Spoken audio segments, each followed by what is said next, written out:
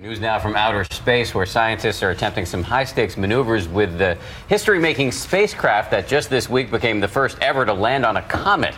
With batteries on the lander now running dangerously low and the mission itself in peril, there's something of a Hail Mary in progress, and ABC's Aditi Roy is on the story. Aditi, good morning. Good morning, Dan. And this morning, the Philae Lander is getting some well-deserved rest after becoming the first spacecraft to land on a comet and study it. But to get that prize data, it had to take quite a roller coaster ride through space. Overnight, high drama 300 million miles into outer space. This time not starring Matthew McConaughey or Anne Hathaway. The Philae Lander has had a seriously nail-biting week that began with a rough landing on a comet, traveling at more than 80,000 miles per hour. If you listen closely, we even get to hear the unexplained singing noise from the comet. And ended nearly losing battery power, unable to charge its solar panels due to the shadow from another rock on the comet.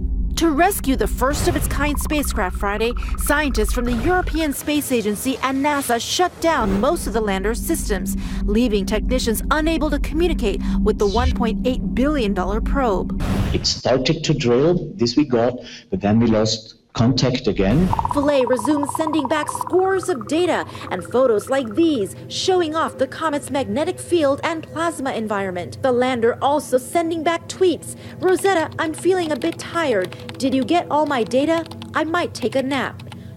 #comet landing.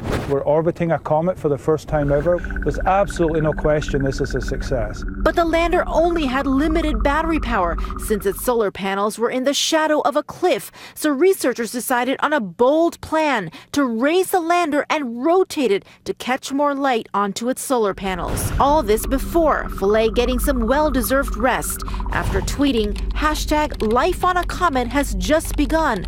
I'll tell you more about my new home, Comet 67P. It may be sweet dreams for the lander now, but there is still a chance it could wake up and resume contact with the Rosetta mission. And for that to happen, there would have to be enough sunlight falling on those solar panels. Officials say by rotating that lander, they boosted the chances of that happening, but we'll have to stay tuned to see what happens next. Quite a cliffhanger in the skies there, Paula. Yes, Philae desperately seeking the sun like most of us this cold morning. Thank you, Aditi.